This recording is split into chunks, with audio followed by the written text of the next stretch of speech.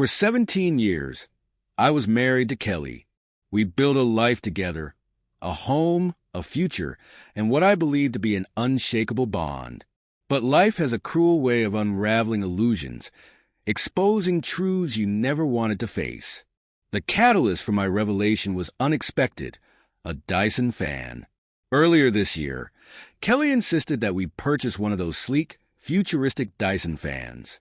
She claimed it was a necessity for the sweltering summer heat. While I initially thought it was unnecessarily expensive, I gave in, wanting to make her happy. I even joked that it looked like a prop from a sci-fi movie. Little did I know that this fan would play an unintended role in revealing a truth that would shatter my world. It all unraveled on a Thursday, an otherwise ordinary day. I had taken the afternoon off work, planning to surprise Kelly with her favorite takeout. I was excited at the thought of spending some unexpected quality time together. However, as I pulled into the driveway, I noticed a car parked nearby, a car I didn't recognize. It didn't belong to any of our neighbors, nor did it look like one of Kelly's friends' vehicles.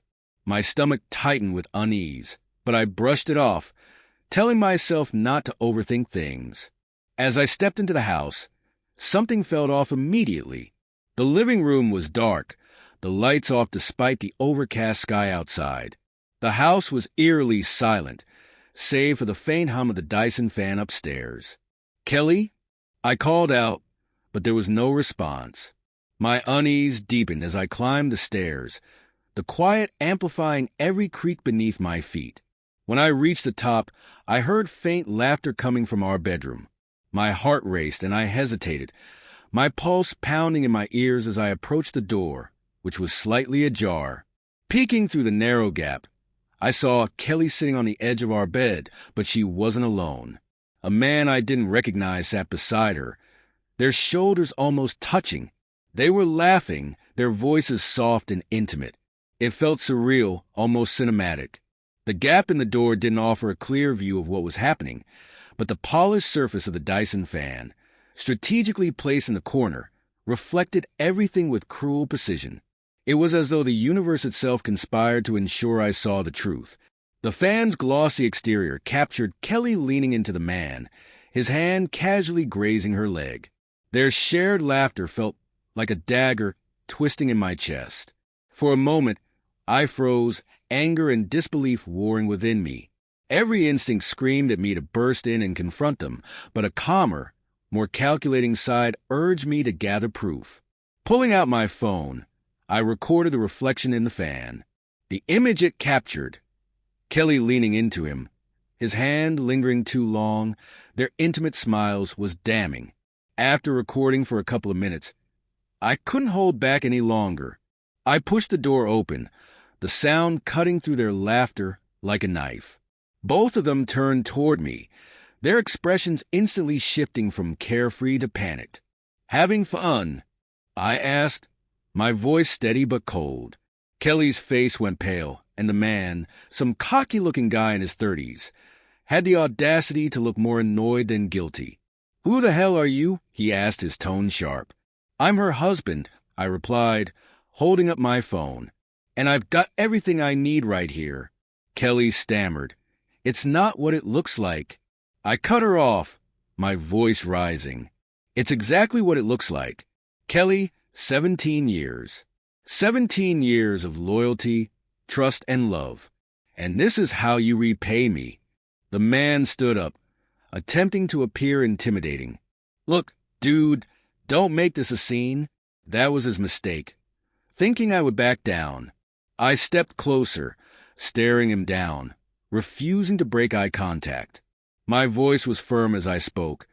"You've already made a scene by coming into my house and disrespecting my marriage.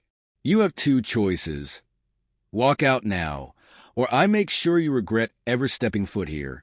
His confident demeanor faltered, and I could see a flicker of uncertainty in his eyes.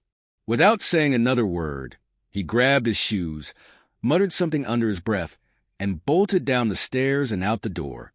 Once he was gone, the gravity of the situation hit Kelly hard. She broke down in tears, pleading with me to listen. Through her sobs, she tried to explain, saying it was a mistake and that it didn't mean anything. But her words felt hollow. The image of what I had seen burned in my mind, and no amount of apologies could erase the deep betrayal I felt. Over the next few days, I packed some of my belongings and moved out, staying with a friend while I tried to sort through my emotions and decide my next steps. Kelly didn't stop begging for forgiveness. She promised to end the affair and said she'd do whatever it took to fix our marriage. But for me, the trust was already shattered. I couldn't see a path forward. Not long after, I filed for divorce. The process was messy, as these things often are, but I was determined to move on. As I worked through the legalities, one question lingered in my mind. What about the man she was involved with? A sense of justice, or perhaps solidarity, led me to do some digging.